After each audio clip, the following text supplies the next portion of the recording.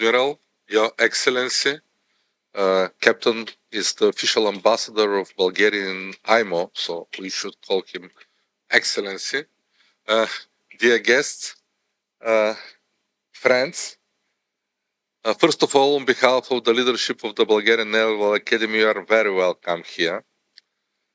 In the oldest Bulgarian technical institution. Bulgarian Naval Academy has more than 143 years history. In the last 2 decades, the main focus of our activities was related with 2 directions. One of them was increasing the quality of our educational and research activities, and the second one is achieving of international recognition. So what we did in this period, first of all, we passed a very successful audit by EMSA, and the main remark of this audit was related with our English supplemental to diploma. Why is diploma is written this or not that?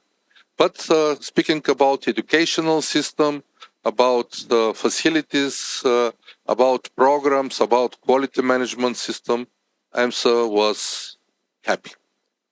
Secondly, 2015-2016, the Academy was audited by a Japanese Ministry of Transport, Infrastructure and Land. And now we have a special certificate issued by Japanese authorities, which give possibility to our alumni to work on board of the Japanese flagged ship without additional certification and examination. And this audit and this certificate was renewed in year 2021. My Naval Academy is a very active member of International Association of Maritime Universities. Nowadays, I think 74 universities all over the world, starting from Japan, finishing in California, are members of this organization. And this is some kind of an elite club of the Maritime University. I want to say that in year 2019, 2021, 22, this association in that time organized special benchmarking of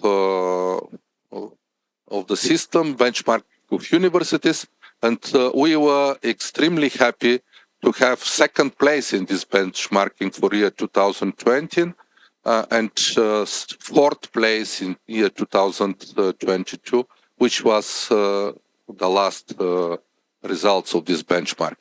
Believe me, it is a very complicated game because my academy should compete with institution which daily budget is bigger than our annual budget. And how can compete in this situation. So, speaking about our educational system in the last decades, 2 decades, we slightly increase the role of digital science, and we tried to combine digital education with marine education. And so nowadays, we have special programs related with cyber operation, cyber security, plus digital transformation and using of artificial intelligence systems. So for us, it's very interesting, first of all, to have contact with experts as you working in these areas of science and areas of our interest. I want to say that Bulgarian Naval Academy is very well related with Bulgarian Shipmasters Association.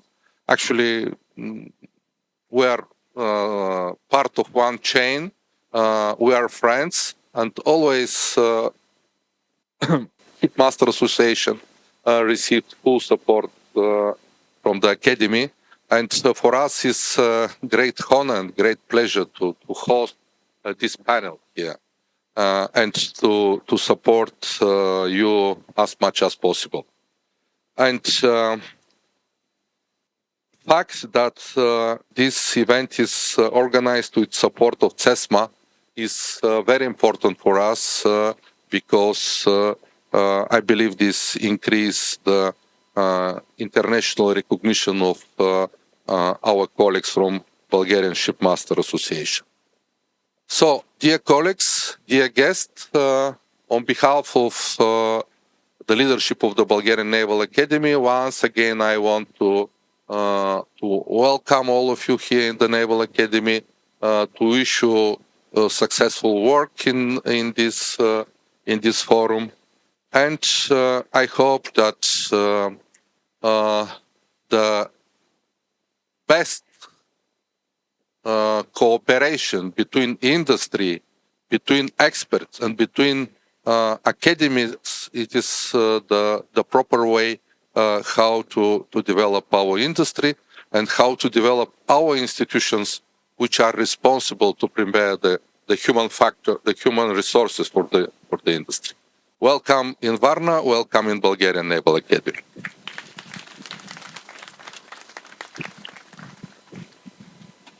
So I'm going to give the spot to Will Dillon. He's going to talk about the fuel shift in the maritime industry.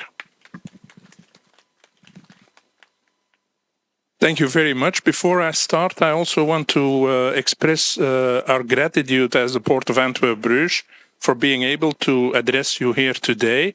Special thanks also to Mr. Velchep of Ship Possible, who contacted us and thought about us. I think we have a little bit of an exciting story to tell. The Port of Antwerp-Bruges is offering solutions towards the future.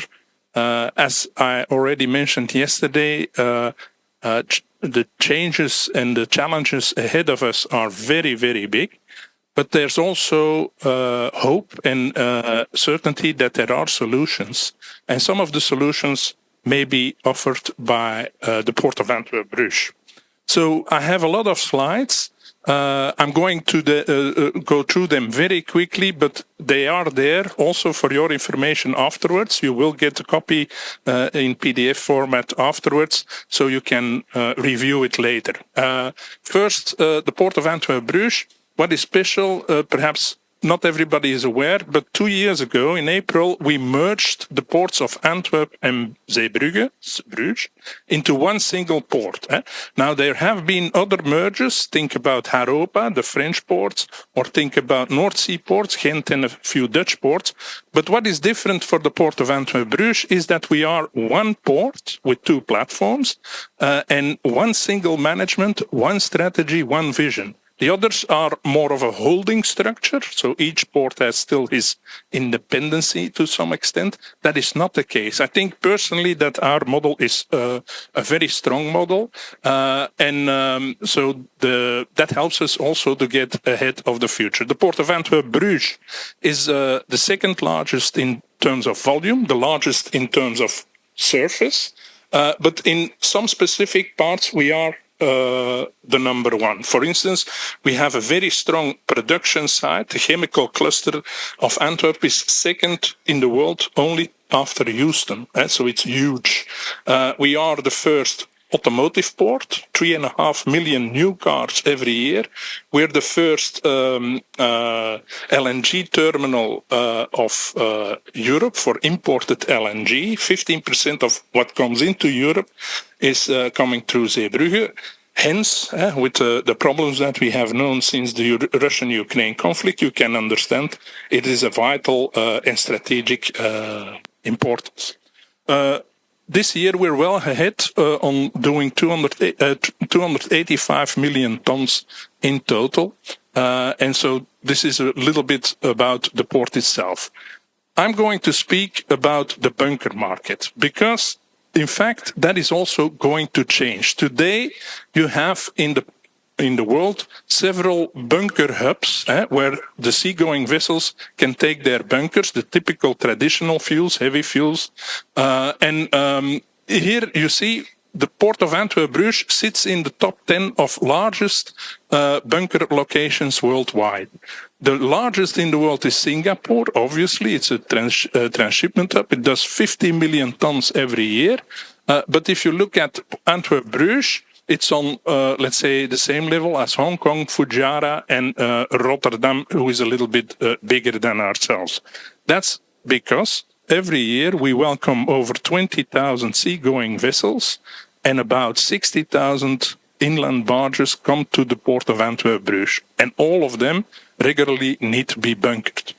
Now, the future is going to change dramatically. Also, the maritime industry needs to become green, and there is a possibility of becoming green by either using cleaner fuels or using less fuels, or a combination, preferably of both. There is a whole policy. I'm not going to go too much in depth of this, but there is a whole policy to implement that in the next coming years, the creation of alternative fuels, but also using less fuels and becoming more efficient. The Port of Antwerp-Bruges, 3 years ago, we did a poll, we did a survey amongst all the shipping lines that visit our port, and we asked them, how do you see ahead with regard to alternative fuels? And there was a lot of interesting information coming out of it, but roughly you see here that as of alternative fuels, the belief was mainly that in the years 20 to 25, you will see the first changes into preferring LNG and biofuels, but the first indications of methanol. And as of the period 25-2030, you see increasingly that shipping lines are getting, the idea of changing towards those.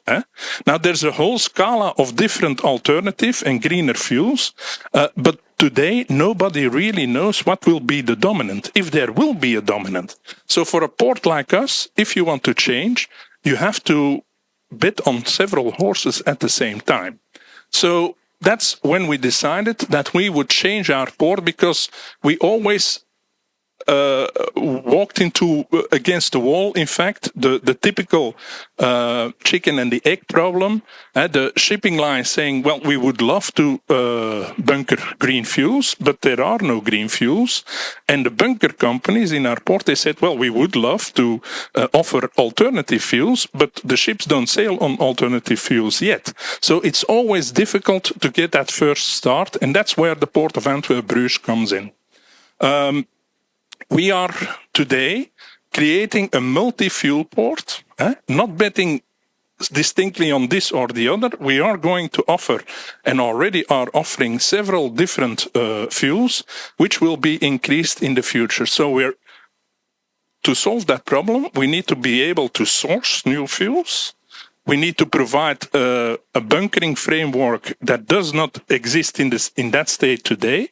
We must make sure that the last mile delivery is safely done, and preferably that ships don't lose too much time by bunkering alternative fuels. We need to take care of the changed risk factor, and we also have to promote those new alternatives. And that's what we have decided to do. Here you see our plan for the Port of Antwerp-Bruges multi-fuel port, which is part of our total energy transition strategy. I'll come back on that a little bit later.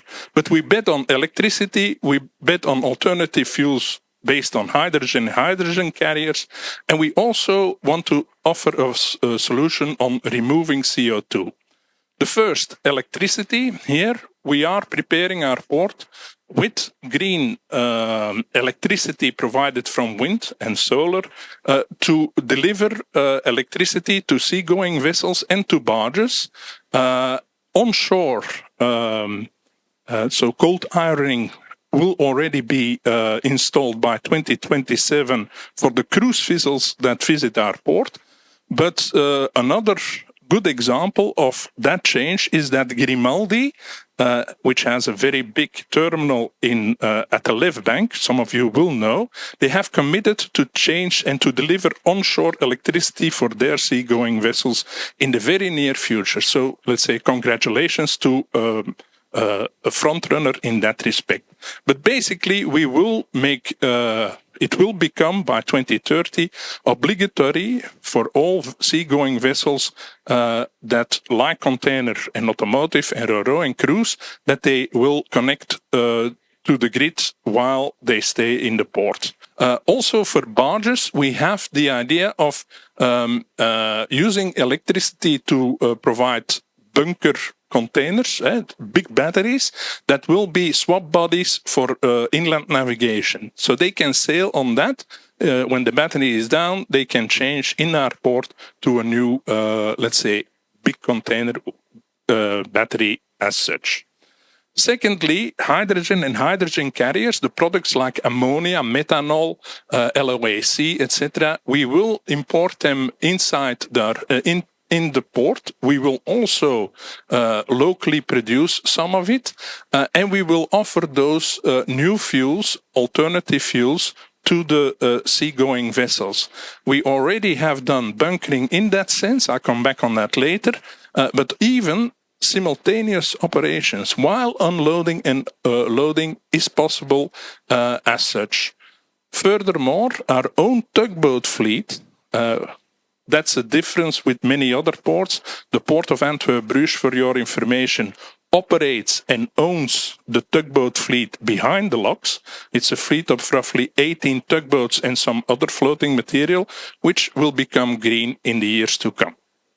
So a third thing, also, we are going to be able to capture CO2 from the vessel and bring that to an open access pipeline, which is being developed in our port. It's called the Antwerp at Sea project, a very big project together with highly reputed partners.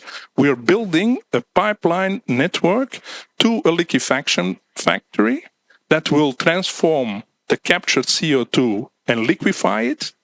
And then you can make either use of it and turn it into methanol, which is an alternative fuel, or and there will be lots of it, or we can put it under the ground in old gas fields in the North Sea. A successful trial has been done. 18,000 tons of liquefied CO2 was put in a Danish old gas field last year. So it was a huge success, very safely done. It is possible. It is only very expensive, I must admit, but it will become, with economy of scale, it will become less expensive in the future. This is the whole energy transition roadmap that we have ahead of us. I'm not going to go too much into detail, but the Port of Antwerp-Bruges is looking at the supply side. Where are these alternative fuels coming from? We take care of the infrastructure that needs to be built to welcome those new fuels. We already, for instance, last year we handled 700,000 tons of ammonia, for instance. The typical, not green ammonia yet, but ammonia has been, we're accustomed to using that, but it will be millions of tons in the future. So we have to increase our tank farm. That is the terminal operators that are willing to do that. We will build the necessary pipelines between the Port of Brugge and the Port of Antwerp. And gradually, going to 2027, we will connect to the German Ruhr area. We don't want to only make the industry inside our port green, but also help the big industry of North Rhine-Westphalia, the largest industrial heartland of Europe, to become green. There are, let's say, the plans are there, the commitments are there, and we are going to build that by 2030. So as of 2027, we see the first imports coming into the port from foreign countries like Canada, United States, We're looking at Morocco, we're looking at Oman, where we have a stake in the port of Duqm, and many places where those products, those green products, will be produced in the future. They will start arriving as of 27, 28, and by 2030, it will be, let's say, a high volume. It will be at a large scale. So what I want you to remember is that the Port of Antwerp is being prepared just to make sure that by 2030 we will be able to become, let's say, green for a large extent, and eventually by 2050 zero emissions at all. A port like us has four functions: the regulatory, the operational, the landlord, and the community builder role. For each of them, we have already taken the necessary steps. In the regulatory, we as a port authority, we license the bunker facilities operators of the future. We have made bunker maps where you can safely bunker products like ammonia or methanol, which have a different risk than heavy fuels, as you can imagine. So you have to be very careful. Those bunker maps have been delivered last year. And we also implemented the compulsory use of bunker checklist for each and every alternative fuel. Our own fleet is being transformed. We have, since December last year, in operation, the first hydro tug in the world. One of our tugboats is now operating on hydrogen, and that's the first in the world. In March this year, we had the first methanol tug. So we are making our own fleet also green.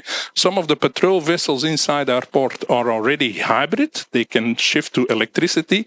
But we have on order also the Volta 1, which is a fully electric tugboat. And 6 of them have been ordered on the shipyards for the years to come.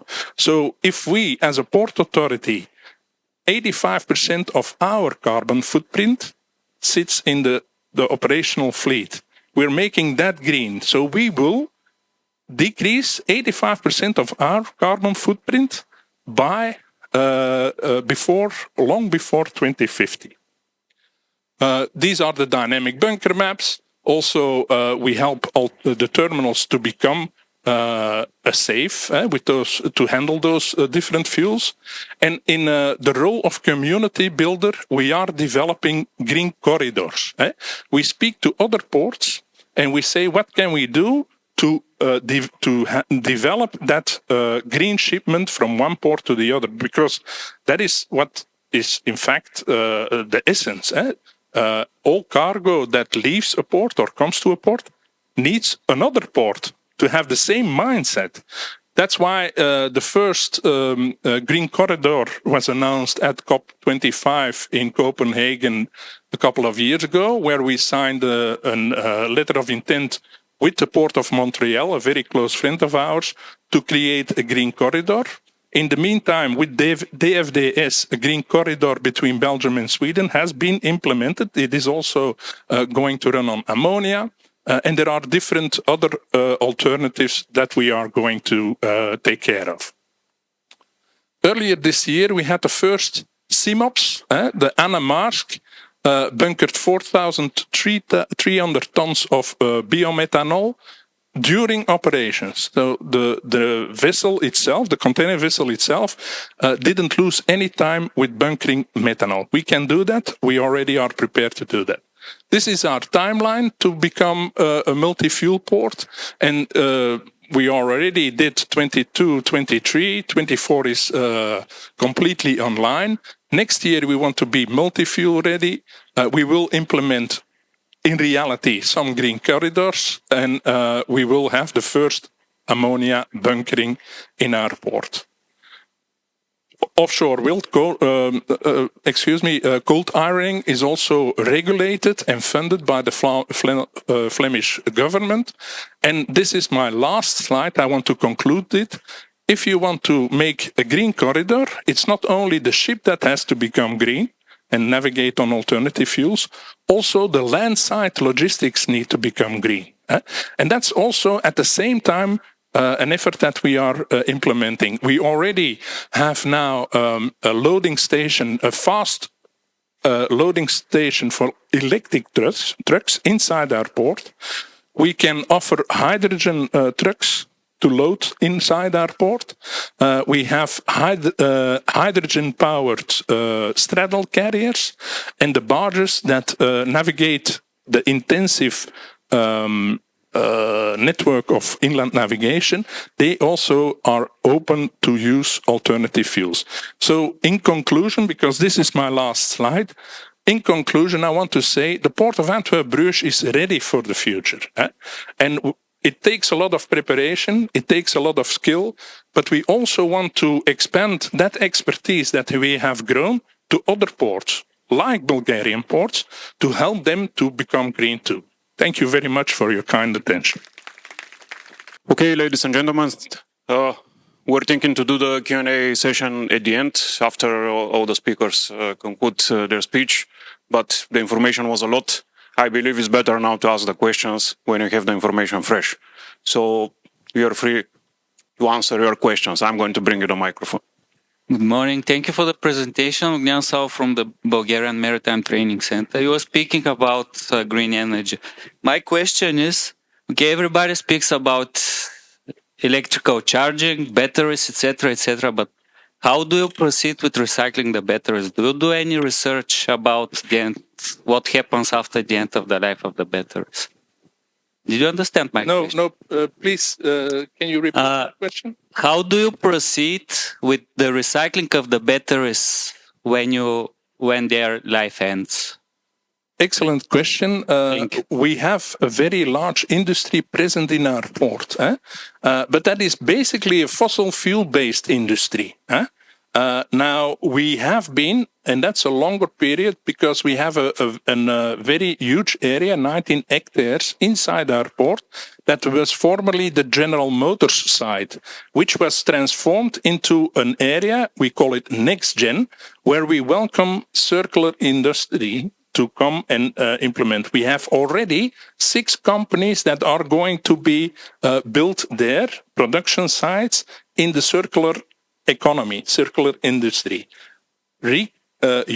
capturing the old batteries will be part in that, and there's a company that is going to take care of that. It will be created as we speak. The 6 international companies that have, let's say, gotten their concession, the commitment has been signed, and they are building as we speak. Is that an answer to your question? Any other questions? First of all, thank you very much, Mr. Dillon, and it is great pleasure for me to meet a representative of the Port of Antwerp and Bruges. I will just recall that in my previous capacity as a military representative of Bulgaria to the European Union, during the European presidency of Belgium, Port Antwerp and Bruges, you hosted the military committee meeting, which I was part of this, in this beautiful building, which provided a very good view and probably opened the strategic view of the all representative over there. But it's really impressive, and my gratitude for this active and very strategic move from the side of the Port Authority. And really, it's looked like not just a city, but I think a country which you are running currently. My question goes in this direction. Obviously, the policy are very important. The support from the regional government of Vlaanderen and also the Belgium government federal support is important as well. The European Union policy towards this. But you need also, obviously, with this innovative technology interaction with the academia, with the research and development facilities. My question goes in this direction. What kind of interaction you have with the research and development capacity, nationally, regionally, also European Union-wide? Thank you very much for your very kind words. And indeed, it is beautiful building. Everybody who ever comes to Antwerp is most welcome. Give me a call and I will welcome you in that building.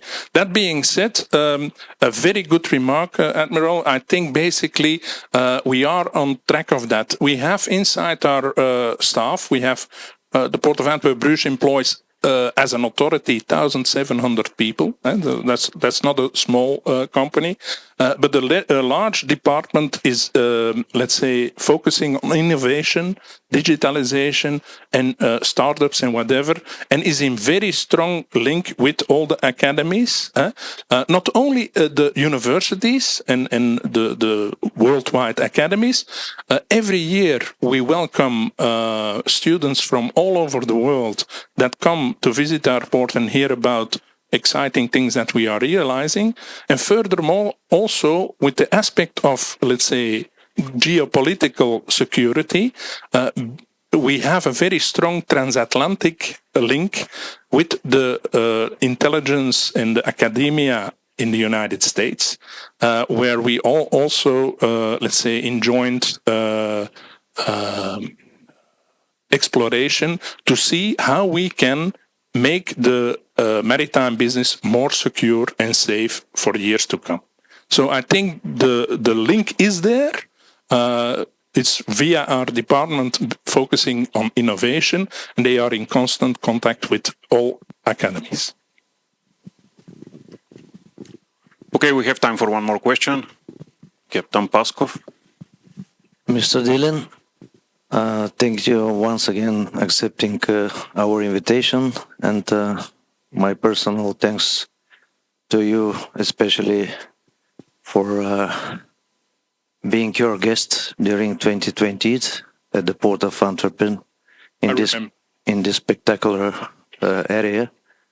And my question is, are you looking further ahead in the future by developing and researching some further well-developed technologies concerning decarbonization? I mean, wave generators, free energy generators, or geomagnetic generators.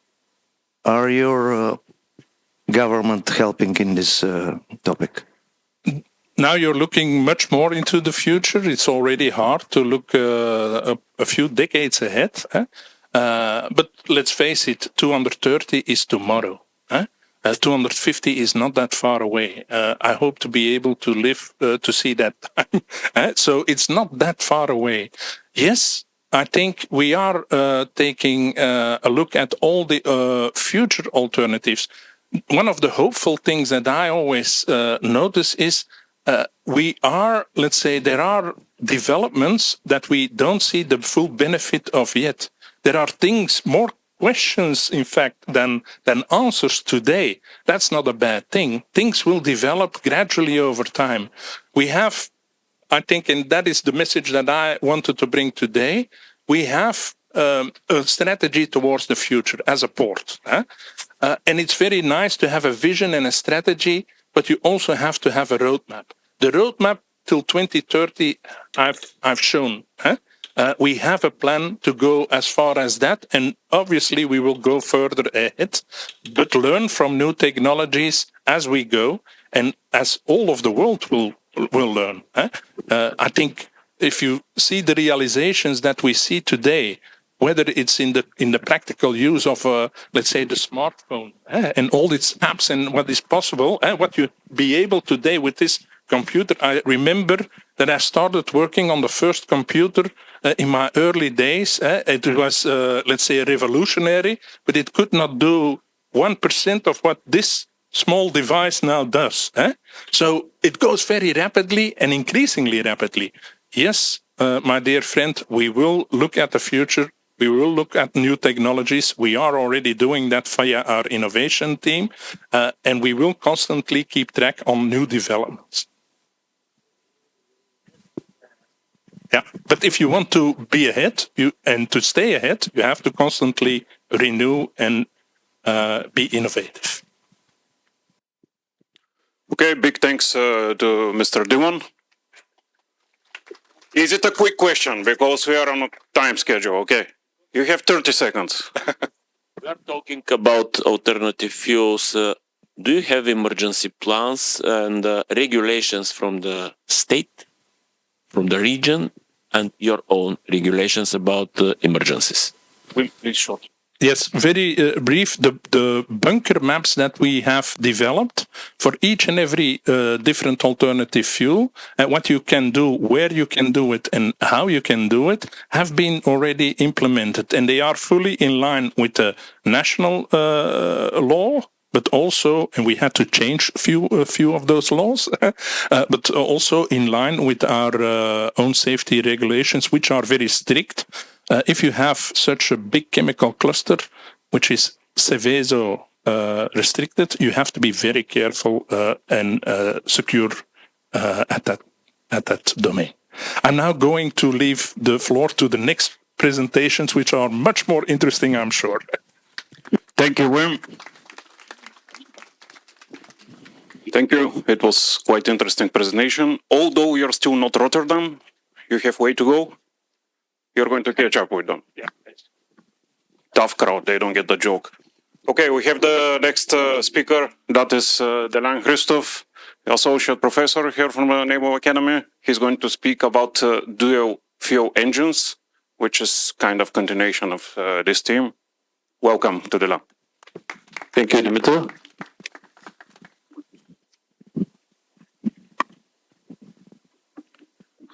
Dear Vice Admiral, dear distinguished guests, welcome also from myself to all of the participants today in this nice and welcoming place. Maybe we have seen with somebody here, maybe we haven't, but just Captain, nice to meet you also. I am working in the Nicola Obtsarov Naval Academy almost 10 years already.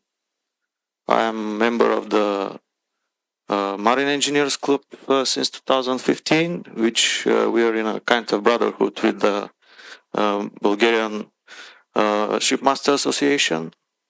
Last year I am the head of the department in the Marine Engineering in the Academy.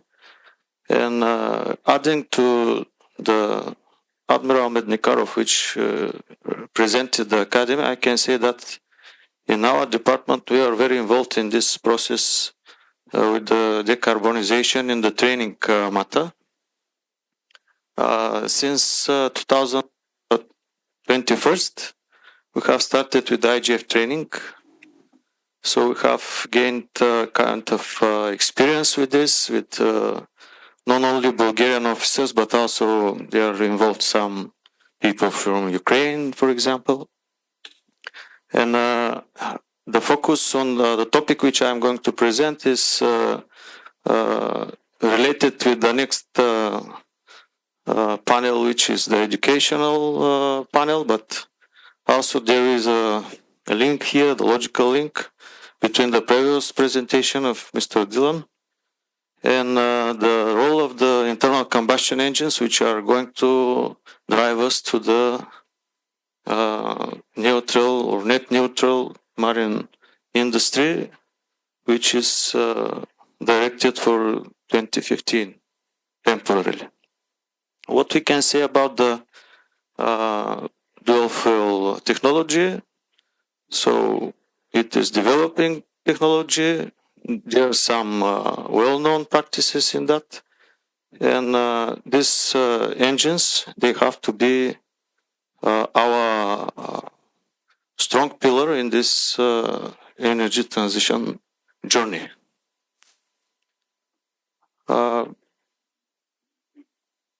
This data maybe is familiar for the majority of the participants here, but I just like to underline that this is the ambition of IMO.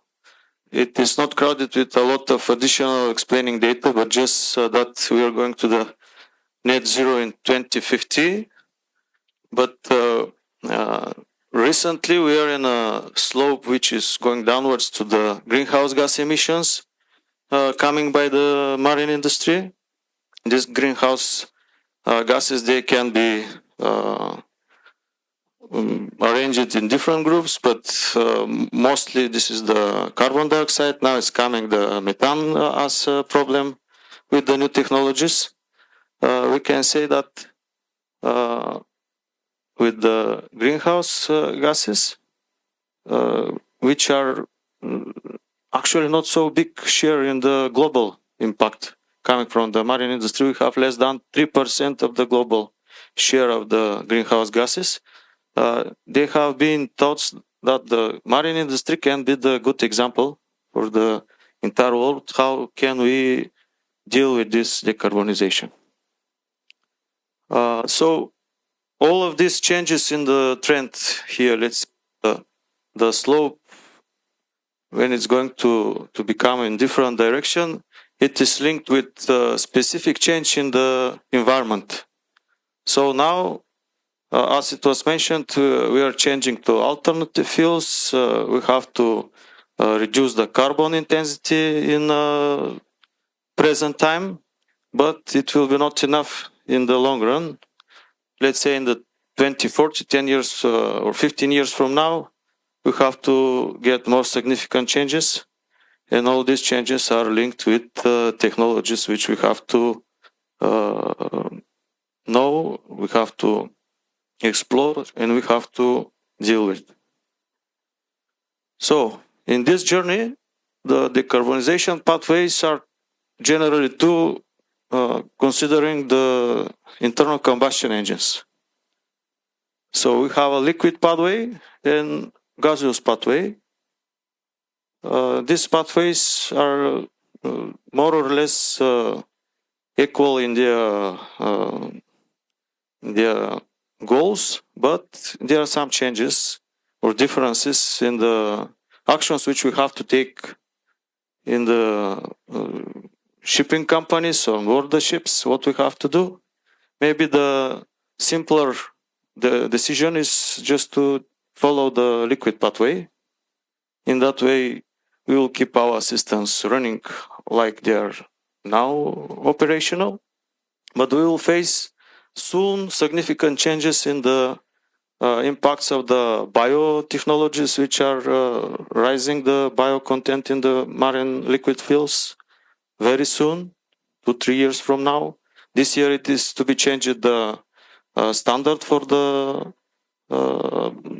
marine diesel fuel, which is also to be with increased bio content.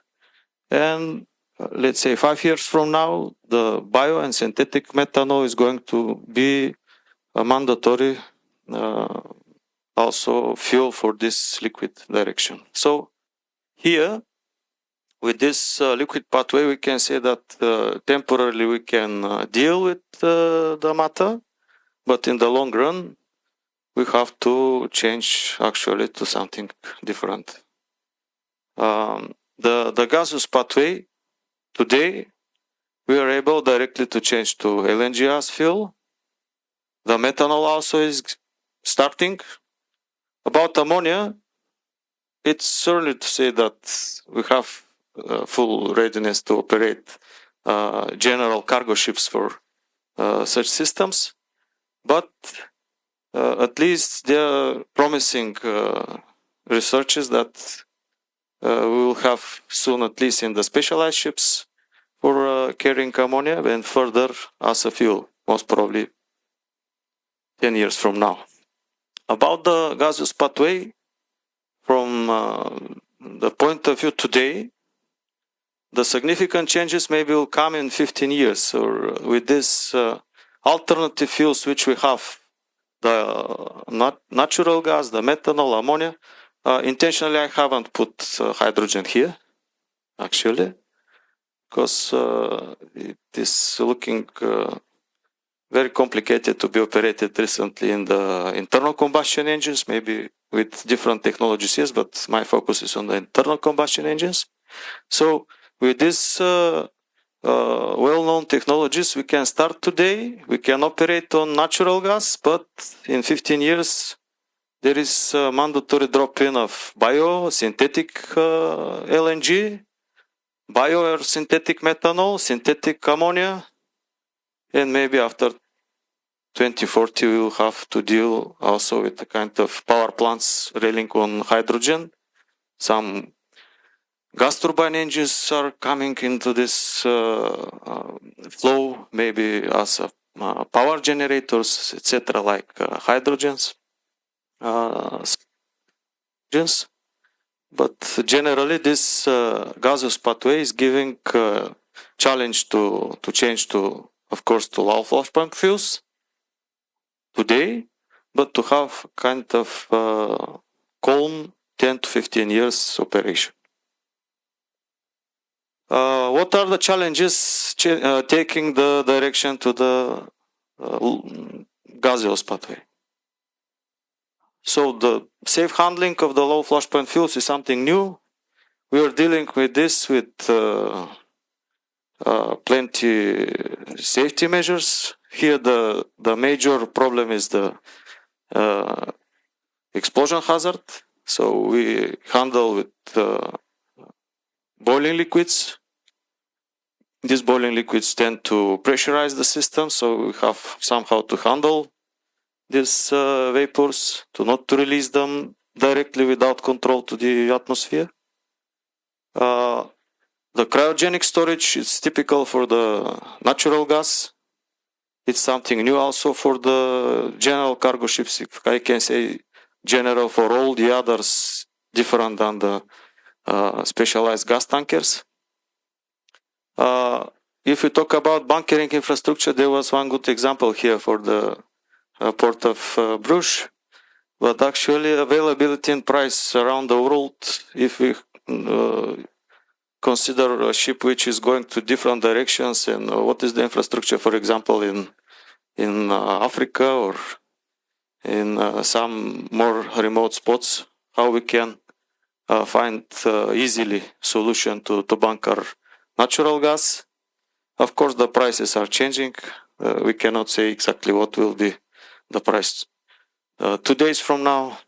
Also, there will be some financial logic to choose one or another fuel. Of course, there are some rules which are coming with the legislation. We talk about fuel EU, emission trading systems, etc. And there is a legislational, let's say, logic to change to these alternatives. About the toxicity, if we choose methanol or ammonia, we will have direct problem during bunkering and storing of these alternative fuels with their impact on the people on board, how they will act in case of release of such vapors.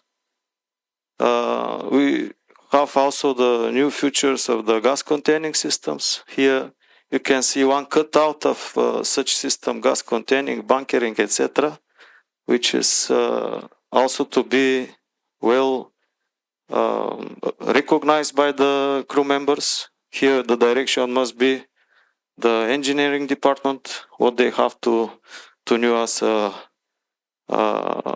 safe handling rules, practices, best practices, etc. And also there are a lot of challenges with handling, operating, maintaining the new dual fuel engines. Here we have to talk about the knowledge of the people which will operate these ships. So the direction need to go in this way to prepare the people for these new technologies. It's very complicated approach in this direction. People without experience with gas handling system, for example, to start to operate it, to get it running, to diagnose any deviations, to safely handle it, and to operate it without any significant problems. About the dual fuel technology, briefly, not to bother the audience, just We have two-stroke dual fuel engines, mainly hired for main engines, and four-stroke engines, which are for the drive for the electrical power plants.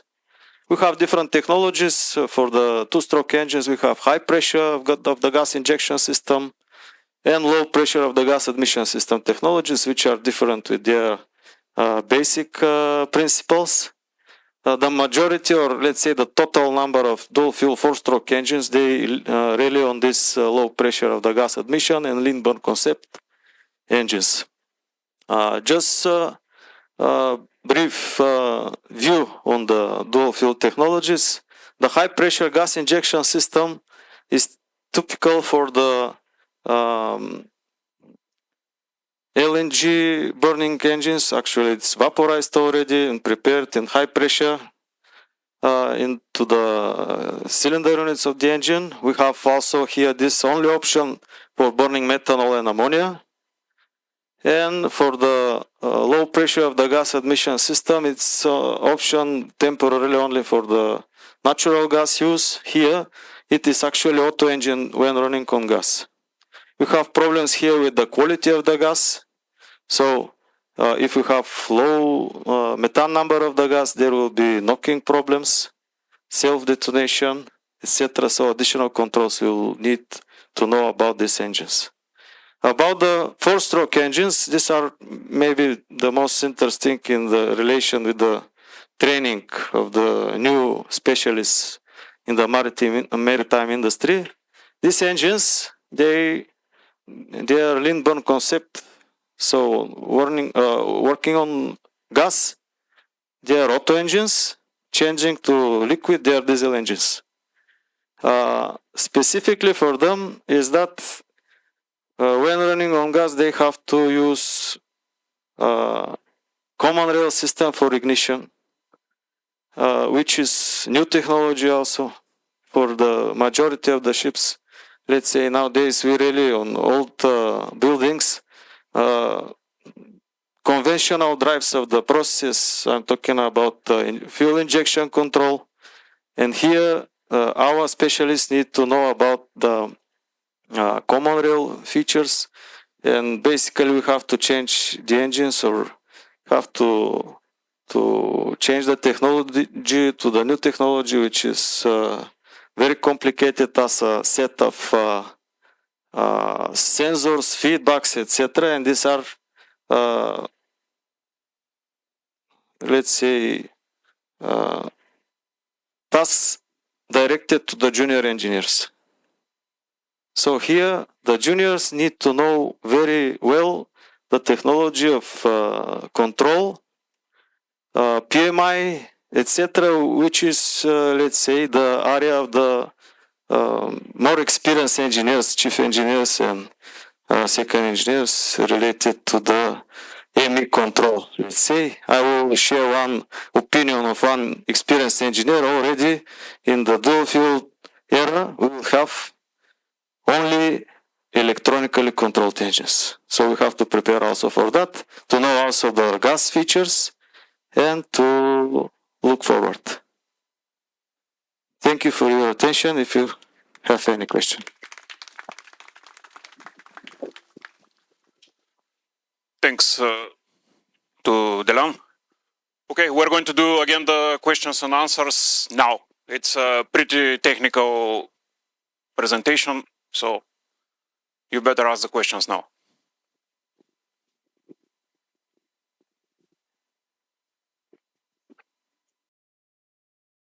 I would like to know, if it's possible, of course, what about new development and new technologies connected with the use of additives in the lube oil, in the modern engine lube oil, which can prevent this complication of using different kind of alternative fuels. I mean, are they useful, and are they minimizing the deterioration and the processes of the internal combustion deterioration? Thank you, Captain, for the question. What I can say is since 2020, after the change to low sulfur fuels, the maritime industry suffers a lot with this problem with the cylinder lubrication or etc. Temporarily, there are a lot of efforts to develop something working for this problem, but basically we are directing to change to dry lubrication or kind of. So maybe your companies has changed it already to this cermet coatings of the cylinder units of the piston rings, and we just are waiting or developing, researching in this direction to solve the problem, but temporarily it's not solved. Thank you. Thank you very much for your very interesting presentation. I would like just to point one important part. Becoming greener actually has a very important consequence for the maritime sector, including Navy, because it looks a little bit more attractive for the young people. Young people are attracted by the green, and that is one important consequence. My question is very short. How close to reality or close to the myth is the brown gas engine, which the brown gas actually is produced from the water and, in the safe way? I know that there is used to be something like a PhD in the chair of the ship engineering, but I think there is a little bit more mythological part of this. If you know about this, I will appreciate it very much. Actually, this experiments, dear Admiral, was held in our department, so I'm aware of this. But let's say with this brown gas, it's just small step towards the hydrogen, and we just have to shift to the pure hydrogen. This is the reality. And since you have noticed something about the new generation, we have also focused on that, and we are changing. We have established already new master degrees programs, for example, for marine energy transitions, and we expect that the people will just direct also in this way, and we will establish some more knowledge in the community about this new challenge. Thank you. Thank you. Okay, thank you very much. Thank you to the lamb. You can take your seat. So we're going to meet the next speaker coming from Turkey, correct? Yeah, there is a new pronunciation of Turkey, apparently. I didn't know. So he is from the Black Sea Port State Administration, to simplify, and he's going to talk about the recent developments of the port state control inspections. Welcome to. Thank you. Good morning, ladies and gentlemen. Welcome to my presentation on port state control in the Black Sea region. Firstly, it's my great pleasure to be here in the beautiful city of Varna. I would like to extend my sincere gratitude to our hosts for organizing this magnificent event such as Planet's Place. Varna, with its rich maritime history and port facilities, truly exemplifies the spirit of maritime excellence and cooperation. This is an honor to run the Secretary of the Black Sea MOU on port state control. In my presentation, I would like to provide a comprehensive overview on the port state control, focusing on the Black Sea MOU and the importance of the port state control in the Black Sea MOU region. And I will also introduce some statistics and recent developments in the region. International law divides maritime authority into flag state and coastal state. The efforts of the international community to protect the marine environment, along with developments in the international law, have led to the emergence of the concept of port state control as a distinct type of authority independent of coastal state jurisdiction. In this regard, port state control allows a state to inspect ships voluntarily entering its port, ensuring compliance with international regulations and standards.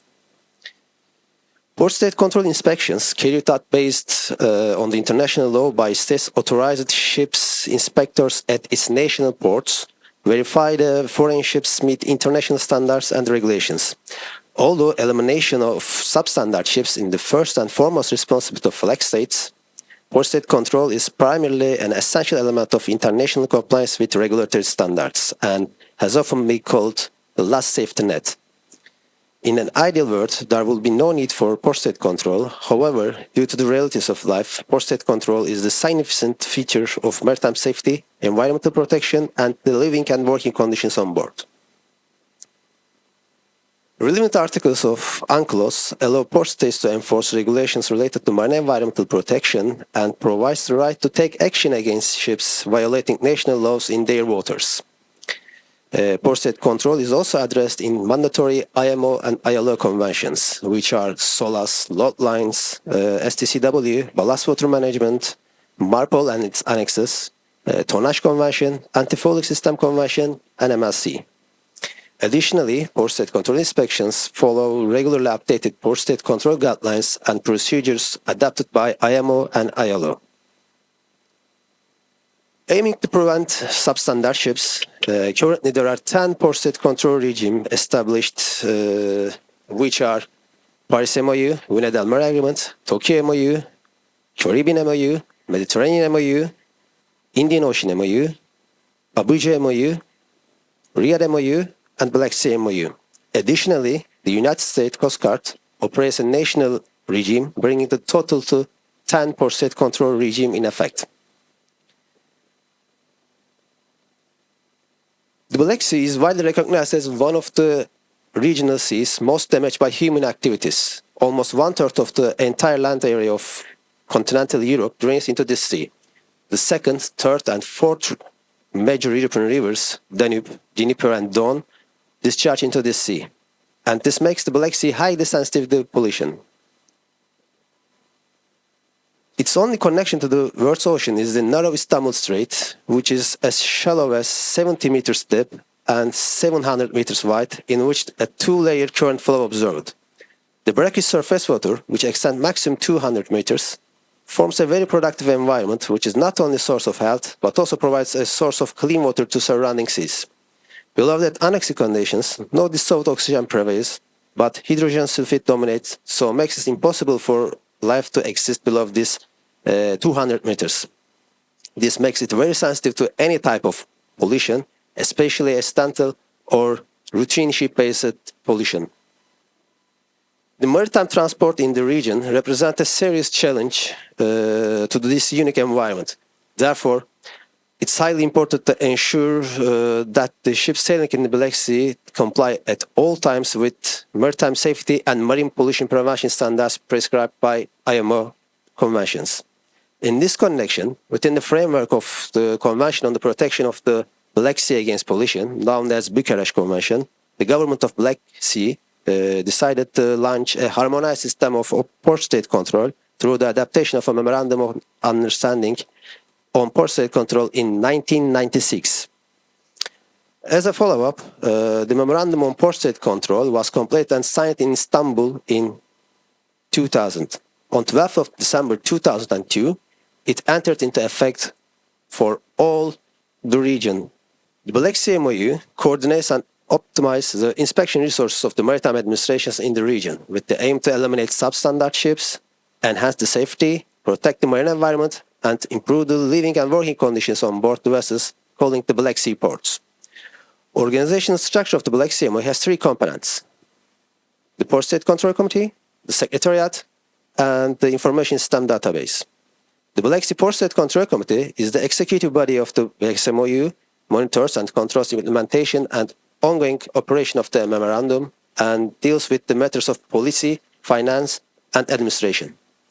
To coordinate daily activity of the organization on kind proposal by the Maritime Administration of Turkey, the MOU authorities decided to establish headquarters and the Secretariat in Istanbul.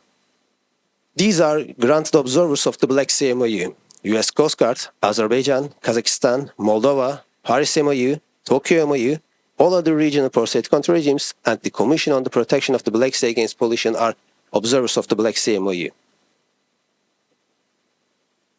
Some of the members of the Black Sea MOU has dual or even triple memberships with other regional port state control regimes. Bulgaria and Romania with the Paris MOU. The Russian Federation is a member of the Tokyo MOU and also the Paris MOU with the suspended status. With Turkey, there is a further tie with the Med MOU. The Black Sea MOU is an international organization, an intergovernmental organization in nature, holds a member status in IMO as an IGO. This organization pays great attention to the global harmonization of port state control procedures. Thus, the Black Sea MOU is also accepted as an observer in all regional port state control regimes. For the purpose of providing effective information exchange facilities both in the region and with the other regional port state control regimes, under Section 4.3 of the Memorandum, the Russian Federation has developed and launched the Black Sea Information System, which is BSIS, and today BSIS is still hosted by the state. For providing more transparent and timely information on port state control activities, to provide industry with the MOU needs, procedures, inspection results, and statistics, the Black Sea MOU has launched a website containing information and recent developments on MOU, which is www.bsmou.org. The Black Sea MOU has been represented at various international meetings, including the IMO III subcommittee meetings, MLC Special Tripartite Committee meetings, Paris and Tokyo memoranda, and other regional port state control regimes, port state control committee meetings, technical groups meetings of the Paris and Tokyo MOUs, ECOSYS editorial board meeting, and other relevant events such as today. The Black Sea MOU, with the ultimate goal of identifying and eliminating substandarships from the region, has been conducting port state control inspections with a high level of harmonization with leading MOUs, the Paris and Tokyo MOUs, in particular to ensure that foreign ships visiting the Black Sea ports are seaworthy, do not pose a pollution risk, provide a healthy and safe environment, and comply with the relevant international regulations and within the scope of the member authorities' national governing laws and regulations. The relevant procedures and guidelines for control of ships specified are set out in the memorandum text and the BSMOU Port State Control Manual. The manual has been developed and implemented since 2002 and kept under continuous review and being updated. National arrangement documents provide essential information from each member authorities, including organization structure of this member authority, recognized organizations of this authority, contact details for maintaining register of STCW certificates, port state control matters, flag state matters, responsible for the receipt, transmission, and processing of urgent reports on incidents involving harmful substances, including oil from ships and MARPOL deficiencies, as well as after office hours contact details and inspection fee policy and charges. BSMOU National Arrangement document is continuously updated and will be available from the BSMOU web page. To ensure integrity, professionalism, and transparency, the BSMOU has implemented the Code of Good Practice for Port State Control Officers. This code emphasizes three fundamental principles: integrity, professionalism, and transparency. Complaints or observers regarding the implementation of this code are welcomed and reviewed by the BSMOU committee, with the complaints kept confidential. Under the member authorities' national law and the mutually agreed MOU on port state control, a flag state or a company or its representative has the right to appeal a detention imposed by a port state authority. The national appeal procedures are publicly accessible through the Black Sea MOU web page. As an alternative to the national appeal procedures, the Black Sea MOU has established detention review boards to evaluate complaints regarding detention decisions upon receipt of a complaint by a ship owner via the flag state or its recognized organizations. This body focused on the procedural and technical aspects of the inspection based on the information provided by the flag state and the recognized organization, and of course the port state. The BSMOU detention review procedures are same published on the official BSMOU web page. Black Sea MOU new inspection regime, which is similar with the Paris MOU, but mostly referencing the regional necessities, combines ship risk profile with the time windows for clear indication of order of priority in selection of ships for inspections. BSAS calculates and display outputs using inspection records stored in the BSIS, adjusting for parameters and waiting points. The Black Sea Marine inspection regimes evaluate ships as high-risk ships, standard-risk ships, and low-risk ships according to their defined ship risk profile. Inspection intervals are determined for each risk group based on the specific risk level of ship. Ships that are within the inspection window are given lower priority for inspection, while ships whose inspection window has not yet started are not required to be inspected. However, ships whose inspection window has passed are prioritized for inspection. The Black Sea MOU ship risk profile considers not only performance of company, flag, and arrow, but also ship particulars and inspection history. Under the NIR, the ship risk profile categorizes ships based on a general and historic parameters determined in real time using port state control inspection and ship history data. The parameters and criteria for risk calculations are shown in the screen. All ships in the BSIS are assigned either as high risk, standard risk, or low risk, based on previously mentioned generic and historic parameters. High risk ships are ships which meet criteria to total of value 5 or more waiting points.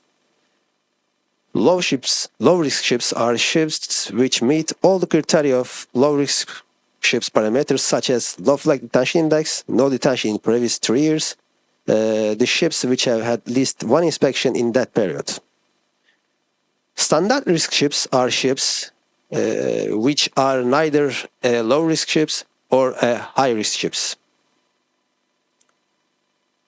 The selection of ships for port state control inspections under the BSMOU NIR is based on the priority assigned to ships according to their inspection status, which are Priority 1, Priority 2, and No Priority. The selection is done automatically by the Black Sea Information System. Under the new inspection regime, the inspection window for ships is adjusted based on their risk profiles. High risk ships is 2 to 4 months. Standard risk ships 5 to 8 months, low risk ships for 9 months to 18 months.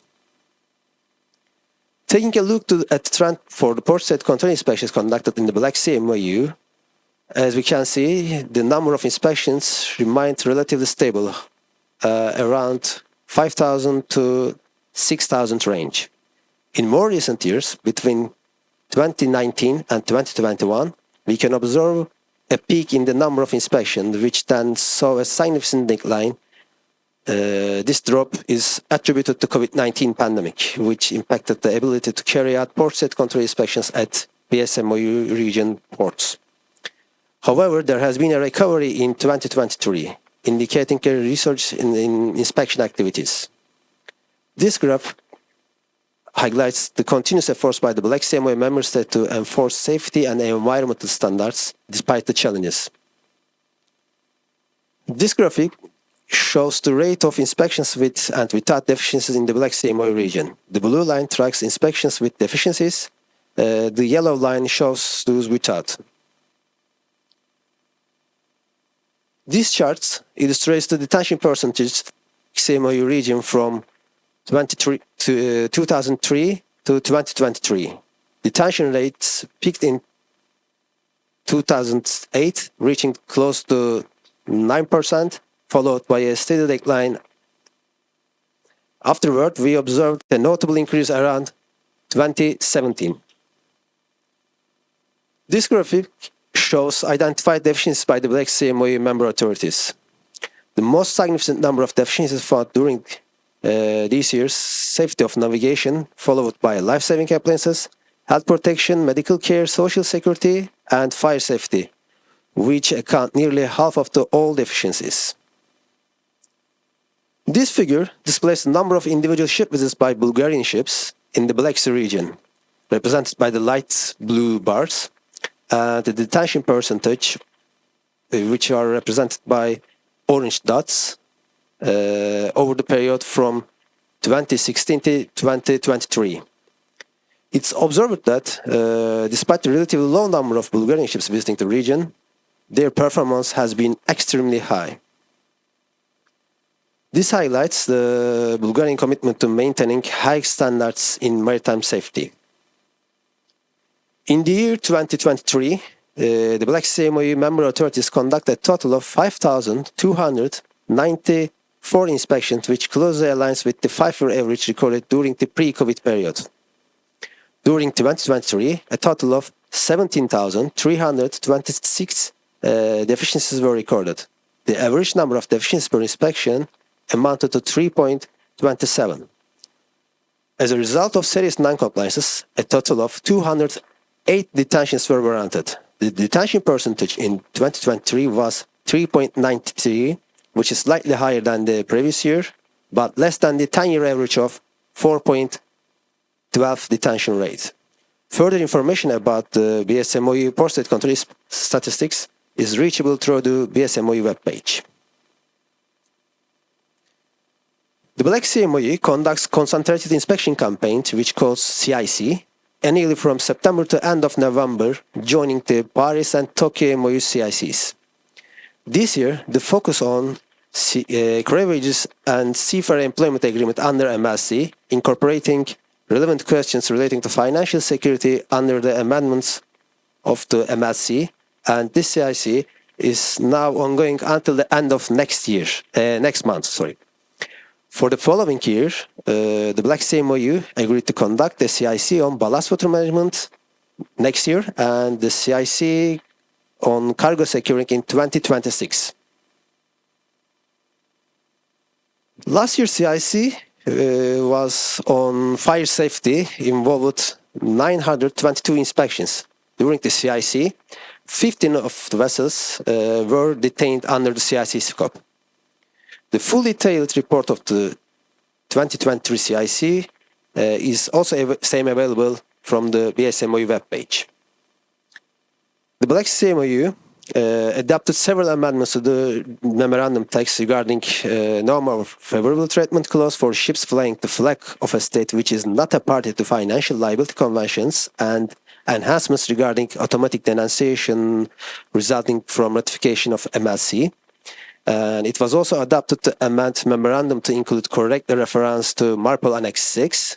And this amendment will be effective on 1st of January next year. The Black Sea MOU strategic plan has been revised for port-state control on fishing vessels and monitoring to enter into force of the International Convention for the safety of fishing vessels and other fishing-related treaties. Monitoring the implementation of newly entered into force Convention of Hong Kong International Convention, which will be effective on June next year, and evaluating the performance of flag and arrows, and further cooperation between the port-state control regimes. The Black Sea MOU port-state control guidelines and technical procedures are recently adopted or revised by the Black Sea MOU port-state control committee. To enhance the port-state control regime, the Black Sea MOU has established several intersessional working groups to address various issues, including enhancement of the MOU, technical cooperation, and performance evaluation. The Black Sea MOU also adopted a technical solution for implementation of the enhancement of data accessibility and availability, and approved the trial implementation of the function for flags and arrows to download their port-state control data for their own ships. The Black Sea MOU also commits to combating maritime corruption and exploring further mechanisms to address this challenge. And this one is concluding my presentation. Thank you for time and patience. Thanks. Okay. Okay, thank you to Honor for his presentation, and we're here up again for questions and answers on the port-state control. Thank you very much. I'm Simon Bennett from ICS. Thank you very much for your really good presentation. Very simple question. Do the European Commission attend as observers at your meetings, given there were EU member states present? Because I know they take a very big interest in the Paris MOU. Yeah, thank you for the question. And you know, the European Commission has an observer status in the Paris MOU, but we haven't received any application from the EU Commission, but as previously I mentioned, the EU members of Bulgaria and Romania are also members of the Black Sea MOU on port side control. Thank you. Any other questions? Do you have now electronic system to check the falsified certificates of the crew? Thank you for the question. For the Black Sea MOU, we are using the Black Sea information systems, but this system is not has a hyperlink to check electronic seafarer certificate. Thank you. Hi, as Bulgaria and Romania are also part of Paris MO, do you know which criteria using the PSC inspector when boarding the vessel, how he's, Bulgaria, Romania especially, how he's checking the vessel under Black Sea or under Paris? Because we get cases, for example, is inspected in Bulgaria on the under Paris or going other sites in Russia and going inspected by Black Sea MO. This is for 3 days, 2 inspections by different MO, but actually is the same. Thank you for the question. The main goals between the MOUs to make standardization of the MOU procedures and harmonize them. As a dual membership of Bulgaria and Romania, these authorities inspect the vessels under both MOU regimes. So they are reporting their port side control inspections to the both MOUs in same time. Their selection scheme for inspection, port side control inspection, also referencing the Paris MOU and Black Sea MOU. For the training of the port side control officers, as far as I know, from my Bulgarian and Romanian colleagues, they are under the EU regulations. They are implementing some EU directives, and also they are following the BSMOU training policies. Thank you. Thank you, Arno. Amir. I'm sorry. Thank you very much for your presentation and sharing with us details behind all the inspection you do. The question is concerned about the CSE 2024, which has been launched by the Paris MO, as far as we are aware.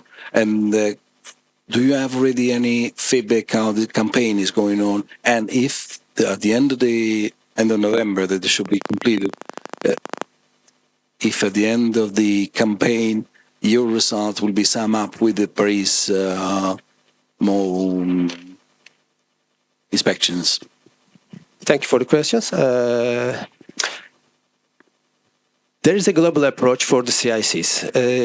From September to end of November, all over the world, all port side control regimes use same CIC, implement their not independent CICs using port side control CICs from Paris and Tokyo MOUs. We are joining them. And like the other MOUs, Black Sea MOU is same. For the results of the CIC, for now, for this year, I have no information from the maritime sector yet. But when I check the data from our database, I have realized that some vessels were detained under CIC scope. I mean, for crewages and some employment agreement.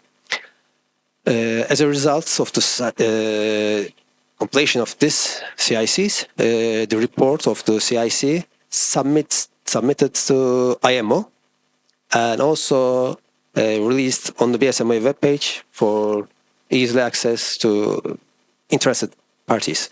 And at the Paris MOU and other MOU's committee meeting, I'm also introducing this data, but more detailed one, the other MOU colleagues.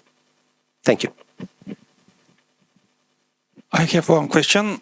My name is Luc Smulders and I'm from Bulgarian Maritime Administration.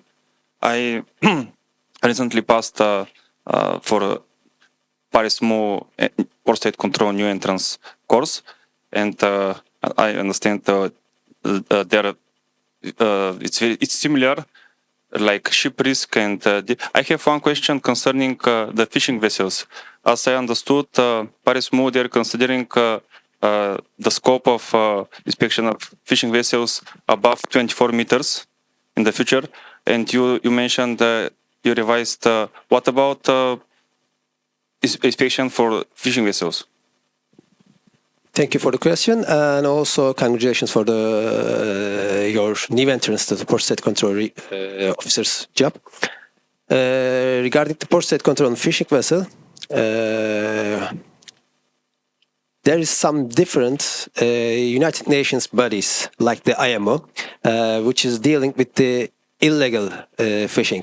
So there is some measures on fishing vessels, and also there's a convention for the fishing vessel safety, which is not effective yet, but in the near future it's expected to be in force. So, but we should also note that some standards from coming international treaties like MARPOL Convention is also affecting the fishing vessels. In this regard, Paris MOU, I'm not the representative of the Paris MOU, maybe the next presentation will be answer this question, but they started a trial project for the fishing vessels. And in the near future, if the convention will be effective, there will be port side control inspections on the fishing vessel, as you mentioned, above 24 meters. But for the Black Sea MOU side, as you know, the Black Sea is enclosed sea, and in the region, all authorities has their cabotage regime. It's not allowing to another foreign vessels, foreign fishing vessels to catch fish in this area. So for the Black Sea MOU side, there will be no port side control regime on fishing vessels because there will be no foreign vessels, so there will be no port side control. I cannot answer your question about that, but it will be better to ask the Paris MOU. Thank you. Okay, thank you. And I have a quick question from my side. Last one to close the Q&A session. About the safety of navigation, do you have additional breakdown, which is due to lack of education, lack of knowledge? I believe people that are in the education are going to be interested in that. And what part of it is like negligence, so to say? Thank you for the question. Safety of navigation is one of the main issues and mostly recorded deficiencies in this area. And for this reason, the Black Sea MOU last year adopted a guideline for the checking the voyage plan and for the navigational issues, to how to check the voyage plan, and it's adopted for the guideline for their port side control officers. Thank you. Okay, thanks. I asked this question because that's linked with the presentations from and the speakers from the next panel. And thank you very much to Onur.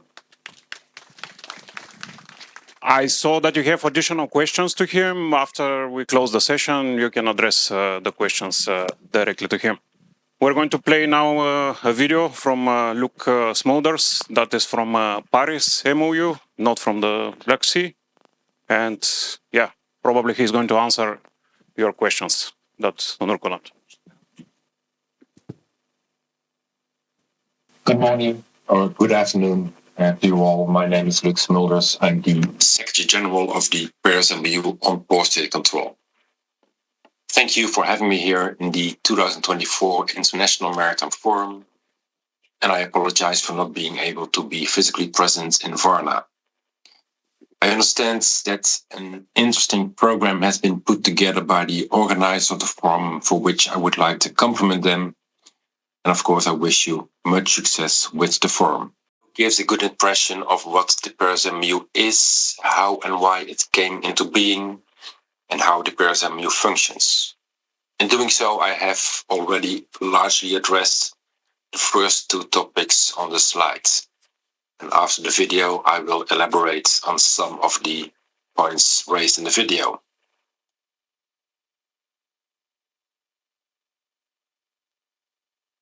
The most international of all the world's great industries. It's shipping. Shipping accounts for the vast majority of physical trade in the world. It is an efficient, safe, and environmental means of transport. As a highly globalized industry, it depends on ships flying the flags of many different states, crewed by seafarers from all over the world, calling into ports of all maritime countries. But how do you ensure that the safety, environmental, and social aspects are respected and that there is a level playing field setting minimum standards? Herefore, several international conventions have been established by the International Maritime Organization and the International Labour Organization, providing minimum standards in relation to safety, protection of the environment, and working and living conditions for the crew ships have to adhere to. The responsibility for this lies primarily with the ship owner. In addition, the flag state, the country where the ship is registered, is responsible for regulating and ensuring compliance. It is crucial to have some rules. Unfortunately, these responsibilities are not taken equally seriously by every ship owner, flag state, or the organizations working on their behalf. Some ships do not comply with the minimum standards, and so these substandard ships pose a threat to the safety of the ship, the environment, and the ship's crew. How to overcome this? Port states have the right to inspect foreign ships in their ports, the so-called port state control. A solid control system is therefore required. That is what the Paris MOU stands for. Paris MOU is short for Paris Memorandum of Understanding on Port State Control, a cooperative union involving 27 countries. This means, for example, that inspections are conducted in the same way at all ports. It is a harmonized system that encompasses the waters of Europe's coastal states and extends to the North Atlantic Basin, from North America to Europe, an enormous area. How did all this begin? Let's start by taking a step back in time. In 1978, several West European maritime authorities signed the Hague Memorandum based on the principles of port state control. This mainly concerned living and working conditions on board.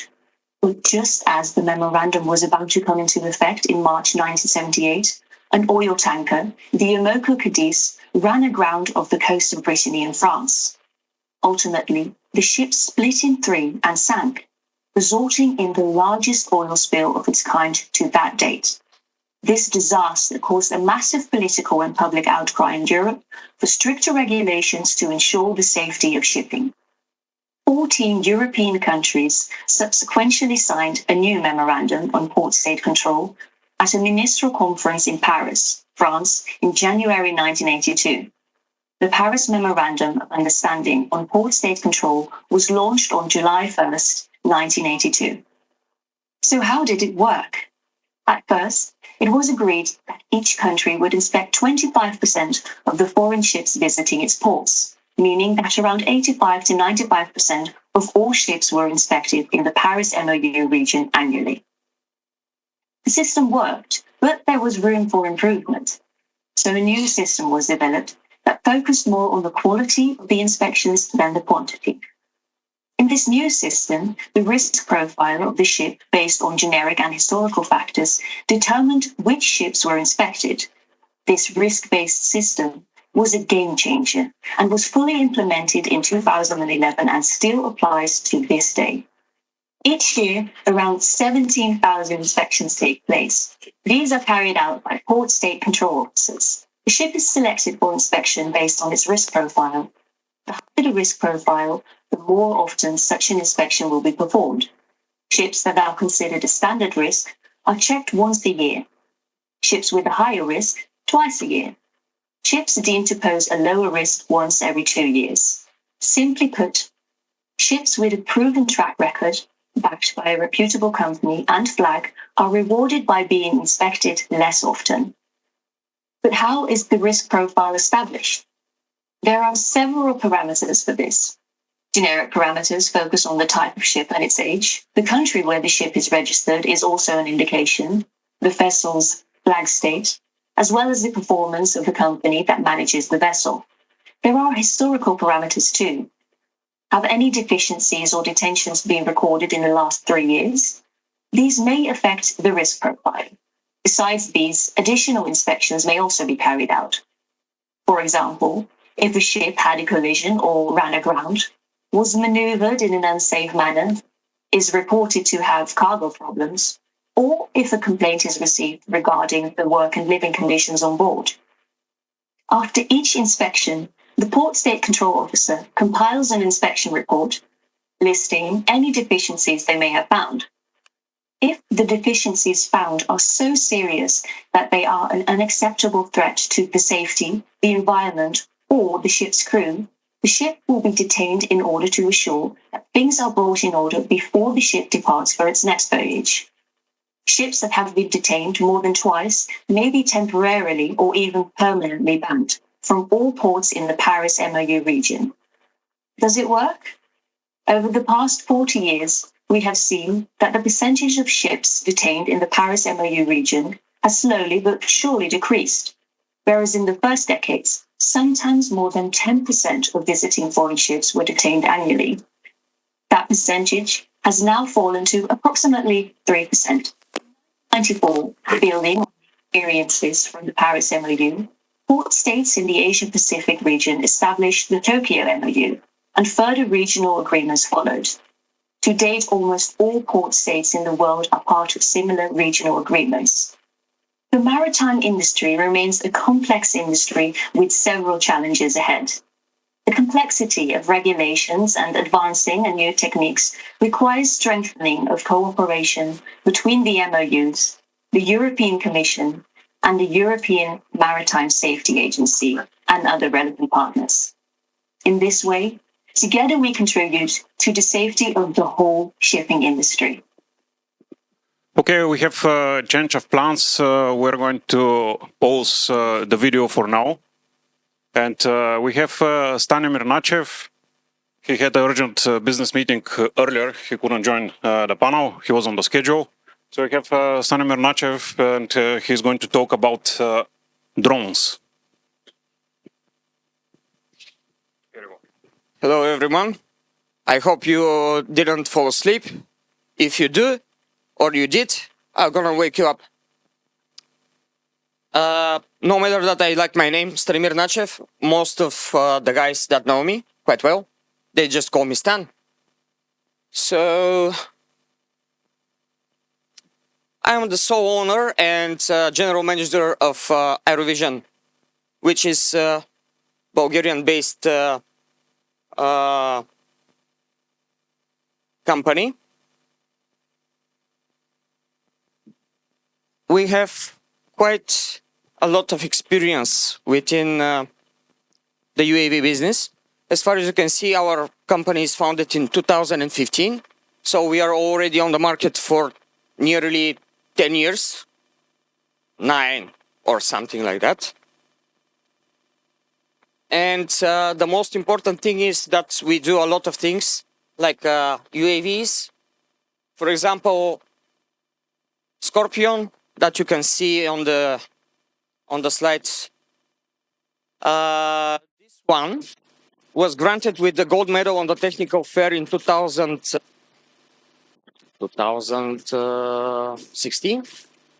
Just 1 year after establishing our company, it was granted for a gold medal just because we managed to create a UAV that has a lot of very high, let's say, payload, first of all, and high endurance of flight time. Besides, it was equipped with different kind of payloads, like radioactivity sensing container, and I will show you some pictures after that. One of other products is the Hornet, which is used by the special forces of the police. 3 of those UAVs are used by special forces, and till now, I would say that we managed to get a lot of experience using thermal cameras and night vision. One of our products, which are undistinguishable on the market in entire Eastern Europe, is Arcas. Arcas is a trademark which is registered within the European Union.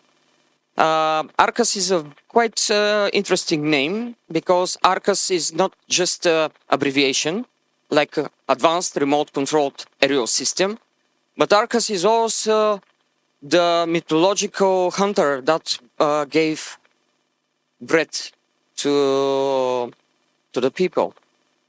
And this is our agriculture UAV, which has maximum payload of 60 kilograms and with maximum takeoff weight of 120. It has up to 60 minutes of flight time, and it's being used already in Bulgaria. We have 5 machines in Bulgaria already sold, and it's widely used in China, South America, and currently we have just 5 machines in Bulgaria. Another very nice system is ARCAS 1100. It has quite good capabilities, especially for tactical operations, for the militaries, as well for special forces, because it has very small size and meanwhile has very good technical parameters, as far as you can see. One of the experiences that we had so far are within the design and manufacturing of different kinds of UAVs, simulations. We made a lot of projects solving different problems in the technical field for different companies that already hired us to do that. One of the most exciting experience that we had is the training, because no matter what kind of product you design or manufacture, without training of the customers or end users, this product would be just a toy or just another thing that you're gonna put in the closet, let's say. That's why we've been focused for the past 9 years in training, and for us this is very important. That's why we are some of the best trainers for the special forces of the police, for the Ministry of Agriculture. We trained many customers within the, let's say, civil engineering, agriculture, and so on. One of the applications of the UAVs for us, for you maybe, or for me as well, UAVs are maybe toys. Sometimes we play a lot of time with UAVs. I used to do that since I've been 9 years old. And since I've been 19 years old, I've been dedicated on professional level. As far as you can see, one of the pictures on far right is during the technical fair in Plovdiv when we were granted with a gold medal. And as you can see, the applications of the UAVs are extremely wide. Why? Most probably all of us are looking for what? Optimization. We're looking for reducing the cost. We're looking to reduce the human factor. We're looking for data. And the UAVs, not only the unmanned aerial vehicles, but UAVs can be used also in different applications. Maybe you are asking yourself or myself, why only UAVs, and where is the connection between maritime and UAVs? They could be used not only for monitoring of the ship, they could be used for the shore monitoring, they could be used for mapping, they could be used with lidar scanning that we already made. We have built different kinds of 3D models with lidar scanning and photogrammetry using UAVs. However, UAVs are not just unmanned vehicles, are not just UAVs, let's say. far up you can see a boat that we have designed absolutely autonomous. It is a 4-meter catamaran, which we designed, manufactured, and the most important thing, we sold it.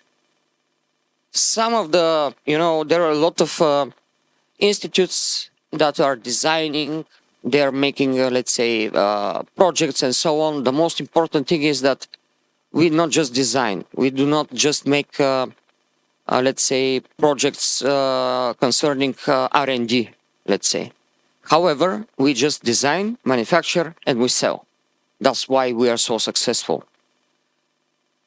And the boats that we have designed and have been used so far are extremely, extremely expensive. Okay, I agree with you. However, they're extremely successful, and they provide a lot of data during scanning. They are also used for search and rescue operations. For this particular boat that we have designed and manufactured, we have used it for search and rescue operations in open sea, and it's being used in Spain, in the Atlantic Ocean. Of course, I would say, as in MARSOC, they used to say, Marine Special Operation Command, they have a very nice slogan, mess with the best and die like the rest. Without our partners, we wouldn't be able to achieve all of those successful projects. That's why we really rely on our partners, we rely on our customers, we rely on partnership, we rely on really, really important thing, which is called friendship, first of all. Loyalty and success should be hand to hand. That's why we really rely on our partners. As far as you can see, our company is not just successful, it is a company that you can rely on. And no matter what kind of project you have, we always rely on our partners as well. You can rely on us as well. And Hannibal, which is from Carthage in ancient Greece, he used to say, we will either find a way or make one. I don't know how many of you are good in history, but you know that Hannibal reached Rome by elephants through the Alps. Nothing is impossible. That's why we always, no matter what kind of project we have in front of us, no matter what kind of a challenge we have in front of us, we always achieve it. Thank you very much.